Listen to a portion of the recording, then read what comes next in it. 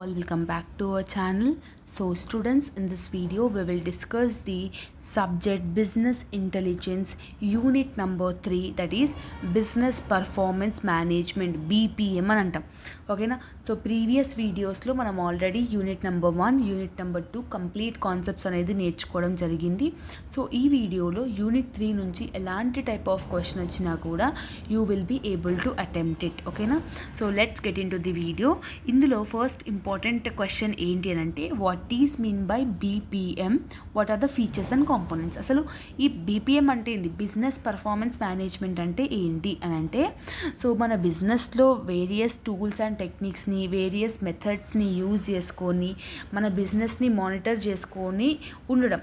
For example, మన బిజినెస్లో ముందు ఎలా పర్ఫార్మెన్స్ ఉండేది, ముందు ఎంత సేల్స్ చేసినాము, ఇప్పుడు ఎంత సేల్స్ చేస్తున్నాము, when you will manage your performance, నీ పర్ఫార్మెన్స్ ఏందో నీకు తెలిసినప్పుడు automatically your sales will increase, automatically నీ లూప్ హోల్స్ ఏందో కనిపెట్టవచ్చు, నీ స్ట్రెంగ్స్ ఏందో కనిపెట్టవచ్చు, నీ వీక్నెసెస్ ఏందో కూడా కనిపెట్టవచ్చు. Yes or no. So it is nothing about the tools, techniques, methodologies and everything which will be monitored and manage the performance of business. మన బిజినెస్లో జరిగే ప్రతి ఒక్క టూల్ అండ్ టెక్నిక్ని యూజ్ చేసుకొని పర్ఫార్మెన్స్ బేస్డ్గా చేసుకుంటే మన బిజినెస్ అనేది డెఫినెట్గా గ్రోత్ అవుతుంది. That is called BPM. Every organization కానివ్వండి, ఎవ్రీ ఇండివిజువల్ థింగ్స్ కానివ్వండి, ఈ బీపీఎం అనేది వాళ్ళ బిజినెస్లో కంపల్సరీగా పెట్టుకుంటారు. ఓకేనా. సో దీనివల్ల ఫీచర్స్ ఏంటంటే, ఈ బీపీఎం అనేది డిఫరెంట్ నేమ్స్తోని కూడుకొని ఉంటుంది. అంటే సిపిఎం అని అనొచ్చు, ఈపీఎం అని అనొచ్చు, ఎస్పీఎం అని అంటే, సిపిఎం అంటే కార్పొరేట్ పర్ఫార్మెన్స్, ఈపీఎం అంటే ఎంటర్ప్రైజ్ పర్ఫార్మెన్స్, ఎస్ అంటేనేమో స్ట్రాటజిక్ పర్ఫార్మెన్స్ అని అర్థం. ఓకేనా. సో ఈ డిఫరెంట్ కాన్సెప్ట్స్ ఎప్పుడైతే మనం యూజ్ చేసుకుంటామో బిజినెసెస్లో, చెప్పాను కదా, ఆటోమేటిక్గా మన ప్రాఫిట్ మ్యాక్సిమైజేషన్ అనేది పెరుగుతుంది, మనలో ఉన్న ఫ్లెక్సిబిలిటీ, ఆర్గనైజేషన్లో ఉన్న ఫ్లెక్సిబిలిటీ కూడా పెరుగుతుంది. ఓకేనా. సో బీపీఎం అనేది మీనింగ్ ఒకటి మీరు నేర్చుకునే 2 మార్క్స్కి కూడా it's is more than important అనమాట. సో నెక్స్ట్ ఇంపార్టెంట్ క్వశ్చన్ ఏంటంటే, వాట్ ఆర్ ద స్టెప్స్. అసలు ఈ బీపీఎం కనుక్కోవాలంటే ఏమేమి స్టెప్స్ ఉన్నాయంటే, మొత్తం దీన్ని మీకు 7 స్టెప్స్లో వేసారనమాట. సో ఫస్ట్ స్టెప్ ఏంటంటే, వాట్ టు మెజర్. అసలు ప్రాబ్లం ఏంటి, అసలు ఏం కనుక్కోవాలనేది నీకు క్లారిటీ ఉండాలి. సెకండ్ వన్ ఏంది, కలెక్ట్ ఇన్ఫర్మేషన్. అంటే నువ్వు ఈ పని మీద, ఇప్పుడు ఫర్ ఎగ్జాంపుల్ సేల్స్ మీద కనుక్కోవాలనుకుంటున్నావు, that is your measure. Sales ముందుగా ఎంత డేటా ఉంది అనేది తెలుసుకుంటావు, ఆ పర్ఫార్మెన్స్ డేటా అనేది నీకు కావాలి. తర్వాత ఆ పర్టికులర్ దాన్ని ఏదైతే డేటా నువ్వు కలెక్ట్ చేసుకున్నావో దాన్ని స్టోర్ చేసుకుంటావు. తర్వాత ఆ స్టోర్ చేసుకున్న ఇన్ఫర్మేషన్లో రా డేటా నుంచి మనకు కావాల్సిన ఇన్ఫర్మేషన్ని మాత్రం కట్ డౌన్ చేసుకొని పెట్టుకుంటాం. అంటే మనం గ్యాదర్ చేసిన ఇన్ఫర్మేషన్లో ఏ ఇన్ఫర్మేషన్ మనకు కావాలి, ఏ ఇన్ఫర్మేషన్ ఈజ్ అన్వాంటెడ్ అని చూసుకొని చేసుకుంటాం. ఫిఫ్త్ దాంట్లో ఏం చేస్తాం, కమ్యూనికేషన్ చేస్తాం. ఓకేనా. సిక్స్త్ దాంట్లో దాన్ని మాన్యువల్గా చూసుకొని డెసిషన్స్ క్రియేట్ చేసుకున్నాక లాస్ట్కి మనం యాక్షన్ తీసుకుంటాం. ఓకేనా. సో ఎక్కడెక్కడ లూప్ హోల్స్ ఉన్నాయి, ఎక్కడెక్కడ అడ్వాంటేజెస్ ఉన్నాయి, దాన్ని బేస్ చేసుకుని లాస్ట్కి మనం యాక్షన్ అనేది తీసుకుంటాం. So this is the steps followed in BPM. That is very important question, repeated అవుతుంది, అది చాలా మటుకు చూసుకోండి. ఓకేనా. నెక్స్ట్ ఇంపార్టెంట్ క్వశ్చన్ ఏంటి అని అంటే, harass closed loop marketing tool. ఈ పర్టికులర్ థింగ్స్ కూడా సేమ్, లైక్ కాన్సెప్ట్ ఏంటి అని అంటే, లైక్ అది ఎలా కనుక్కుంటామని, ఇక్కడ కూడా సేమ్ థింగ్. ఫస్ట్ వన్ ఆబ్జెక్టివ్స్ని, ఒక గోల్స్ ఏందో డిఫైన్ చేసుకొని పెట్టుకోవాలి. తర్వాత క్యాంపెయిన్ చేయాలి. తర్వాత ఏవైతే రెస్పాన్స్ వచ్చినాయో అవన్నీ ట్రాక్ చేయాలి. తర్వాత ప్రాఫిటబిలిటీ ఎలా ఉందో చూసుకోవాలి. ఆ తర్వాత నీ దగ్గర నుంచి కొత్త కొత్త విషయాలు ఏం నేర్చుకోవాలి, ఏమేమి చేంజ్ చేయాలి అనేది కూడా నీకు ఐడియా ఉండాలి. So these are the 5 steps of the marketing model.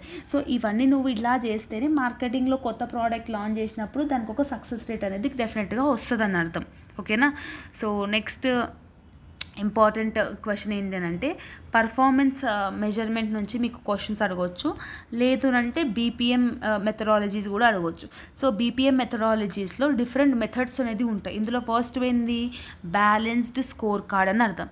ఈ బ్యాలెన్స్డ్ స్కోర్ కార్డ్ అనేది ఫస్ట్ క్యాప్లన్ అండ్ నార్టన్ అనే వాళ్ళు డిస్క్రైబ్ చేసి పెట్టినారనమాట.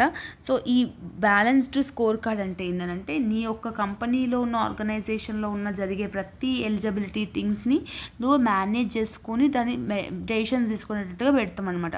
So whatever the performance indicators are they, like ఫైనాన్షియల్గా కానివ్వండి, కస్టమర్ రిలేటెడ్ అయినా కానివ్వండి, గ్రోత్ కానివ్వండి, ఇవన్నిటిని నువ్వు ఆ పర్టికులర్ దాంట్లో నువ్వు స్కోర్ చేసుకొని పెట్టుకుంటావు. ఓకేనా. నెక్స్ట్ ఇంపార్టెంట్ ఏంటి, 6 సిగ్మా అని అంటున్నాం. ఈ 6 సిగ్మా అనేది ఫస్ట్ 1980s స్టార్ట్ చేసిందనమాట.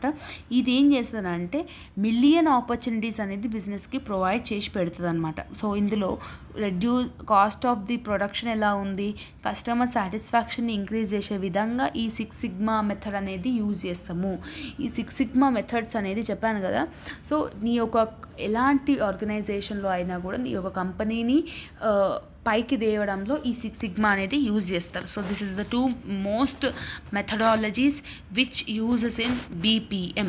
సో ఓకే, సో కంపల్సరీగా BPM నుంచి అయితే క్వశ్చన్ అయితే కంపల్సరీగా ఉంటుంది మీ క్వశ్చన్ పేపర్. ఓకేనా, ఉండదు అనేది లేనలేదు.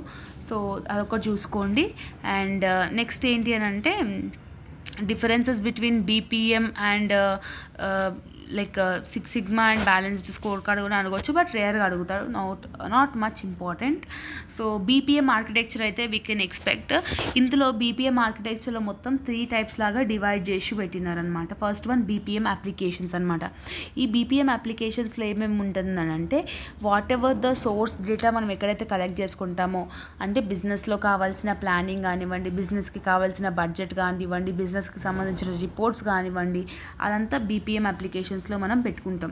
డేటా అండ్ ఇన్ఫర్మేషన్ హబ్ అంటే మనకు ఆర్గనైజేషన్స్లో కస్టమర్ డేటా కానివ్వండి, ప్రొడక్షన్ డేటా కానివ్వండి, ఎక్స్టర్నల్ అండ్ ఇంటర్నల్ డేటా కానివ్వండి, ఇవన్నీ ఈ హబ్లో మనం స్టోర్ చేసుకొని పెట్టుకుంటాం. And the last one is data source system. ఈ డేటా సోర్స్ సిస్టమ్స్లో మనం నేర్చుకున్నాం కదా, enterprise resource planning, strategic supply management, customer related, ఇట్లాంటివన్నీ దాని గురించి మనం ఈ పర్టికులర్ థర్డ్ స్టెప్లో అనేది మనం నేర్చుకోవడం జరుగుతుంది. ఓకేనా. So next applications of BPM is also important but not much. ఓకేనా. సో పర్ఫార్మెన్స్ డాష్ బోర్డ్ అయితే కంపల్సరీగా వీ కెన్ ఎక్స్పెక్ట్ ఇట్.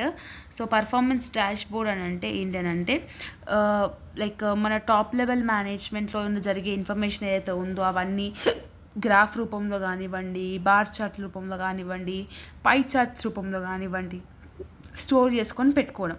ఓకేనా. సో ఇక్కడ దానికి రిలేటెడ్ డయాగ్రామ్స్ కూడా రాసి ఉన్నది. So if you want to make it you can. Okay. So డేటాని అనలైజ్ చేయాలి. ఆ అనలైజ్ అయిన డేటాతోని మనం క్విక్గా డెసిషన్ తీసుకునే విధంగా ఉంటుంది అనమాట. ఓకేనా. That is also one of the main concept of it. Okay.